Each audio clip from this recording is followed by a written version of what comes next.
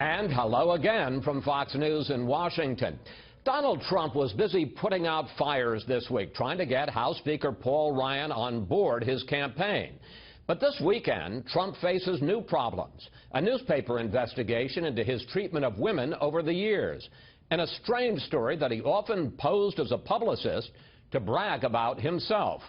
Joining me now, Republican National Committee Chair Reince Priebus, live from RNC headquarters.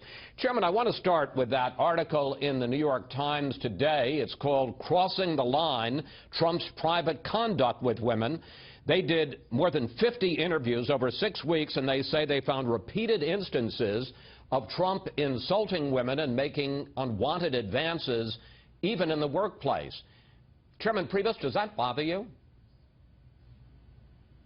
Well, you know, a lot of things bother me, Chris, and obviously I'm the wrong person to be asking that particular question, but look, we've been wait a minute. Why are you the wrong person? I mean, you're the chairman of the party. This is your nominee, and they're saying that he has mistreated women over the years.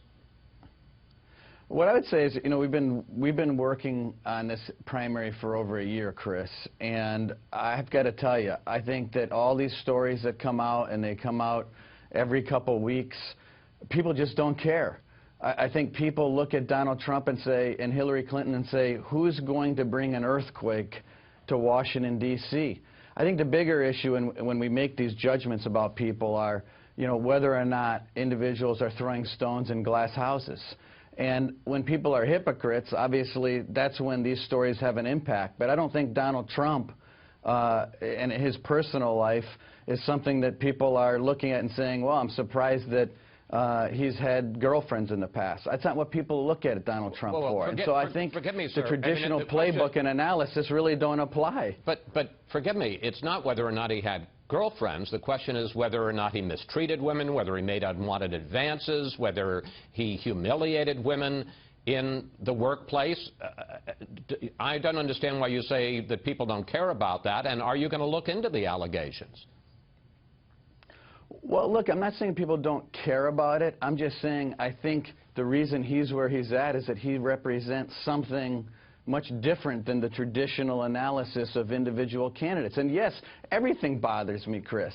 But I don't know the truth of these things. I don't know, other than reading an article, whether or not these things are true. I think it's something that Donald Trump is going to have to answer questions in regard to. All I'm saying, though, is that after a year of different stories, you know, nothing applies. And so that's all I'm saying. And that I think the bigger question is, between Hillary Clinton and Donald Trump, who represents somebody that's going to bring a more efficient, accountable, effective government here in Washington? A career politician or a total outsider with potentially some flaws, and a businessman that can get something done? That's what this is about. Now, whether it's going to be a race to the bottom or not, I'm not sure. I do want to ask you, though, because the question of character, particularly in a president, is important. And Donald Trump, Lord knows, has been bringing up Hillary Clinton's character and Bill Clinton's character. There's also a story in the Washington Post that Trump used to call reporters claiming to be a publicist named John Miller, but really it was Trump, to brag about himself and his exploits with women. Here's a clip from one of those phone calls back in the 90s, and then Trump this week denying that it's him. He's somebody that has a lot of options, and frankly, he gets called by everybody. He's living with Marla, and he's got 3 other girlfriends. It was not me on the phone, and it doesn't sound like me on the phone, I will tell you that, and it was not me on the phone. But back in the 90s, Trump admitted to that reporter later that it was him, and he testified in a court case that he sometimes used the assumed name John Miller. I guess the real question is, what do you say, Chairman, to women voters out there who are going to hear these stories about Trump bragging about his exploits, about him allegedly mistreating women? What do you say to them if they have concerns and question whether or not they'd really want this man to be president? I think that each individual person out there should evaluate our potential nominee based on the answers that he gives to these questions, but also look at what's at stake in this country and whether or not Hillary Clinton represents someone that's going to bring the needed change that we have here in Washington. And look, a story of 30 years ago and whether Donald Trump impersonated someone or not that he denies is really not the most important thing for us to talk about when you look at Hillary Clinton and you look at the fact that just this past week the Clinton Foundation is being charged with exchanging access for cash. You've got 4 dead Americans in Benghazi, and instead we're talking about a planted story by somebody in the Washington Post from 30 years ago that really has no consequence at all to the issues facing this country. I think that's what every American is going to be faced with, is that fundamental question as to which person is going to bring a seismic change to Washington, D.C. And the old playbook, Chris, the same old analysis isn't applying in this election. And so I get that this stuff is interesting, but we've been through this and it has not moved the dial one notch. Let me ask you about another question, which is Trump's continued refusal to release his tax returns. He says that he's not going to release them until an IRS audit is complete. He was asked this week what his effective tax rate is. He said it's none of your business. Look, you talk about this, but every Republican nominee since Richard Nixon, who at one time was under an audit, has released their tax returns. I mean, is this the kind of transparency that we can expect? I'm not sure. I mean, Romney released his taxes very late, and he paid a dear price for it by playing games footsie with releasing it or not. And, it turned out to be something that was not good for us in 2012. But, I'm not sure whether Americans actually care or not, whether Donald Trump releases his taxes or not.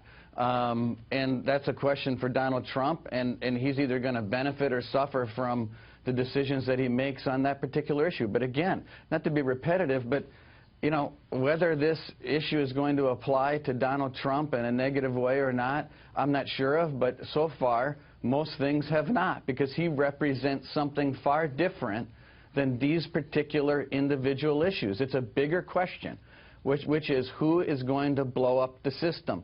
Who is going to get the change that people want done? People are angry, and they're angry, and they want something done, and they view Donald Trump as the person to do it.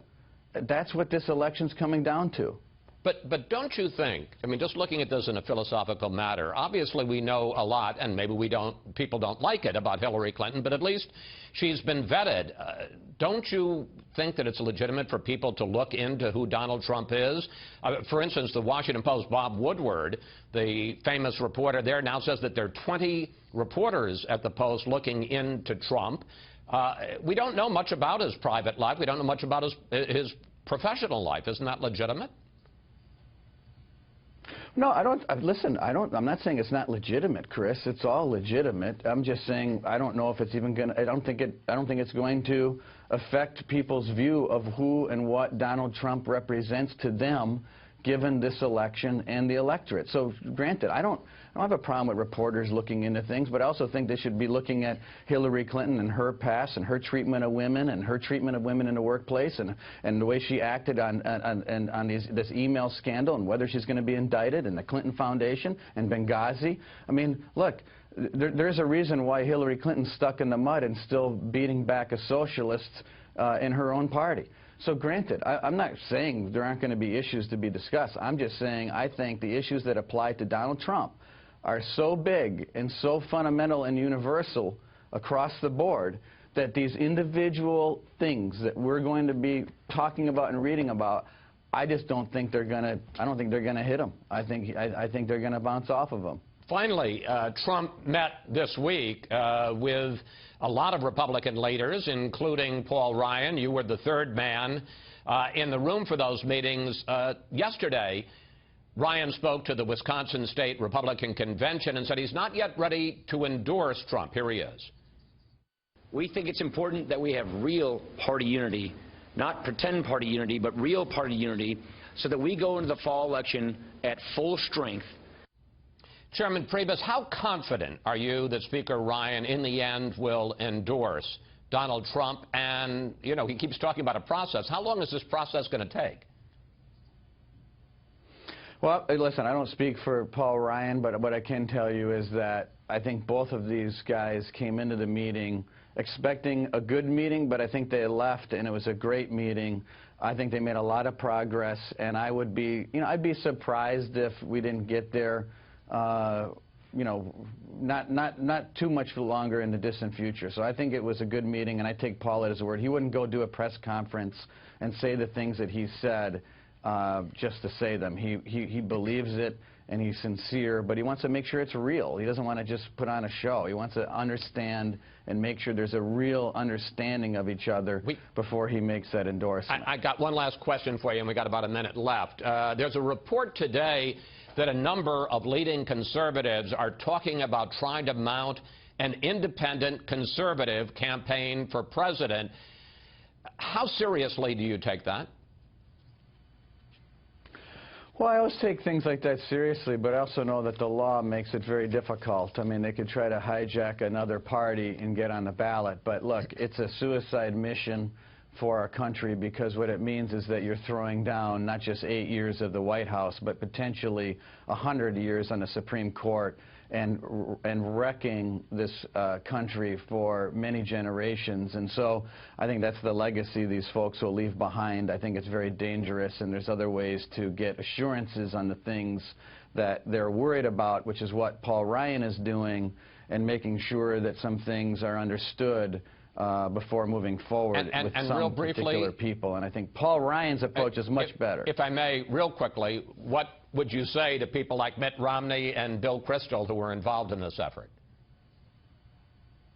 I think they should consider the ramifications of what's going to happen on the Supreme Court, get assurances from Donald Trump that they're satisfied with, that would show that he's committed to those conservative justices, make sure the justices that are being considered are people that the Federalist Society and Heritage and other groups think are great, and I think that's the better way to go as opposed to this third-party route. Chairman Priebus, thank you. Thanks for your time today. Always a pleasure to talk to you, sir. You bet, Chris. Thank you.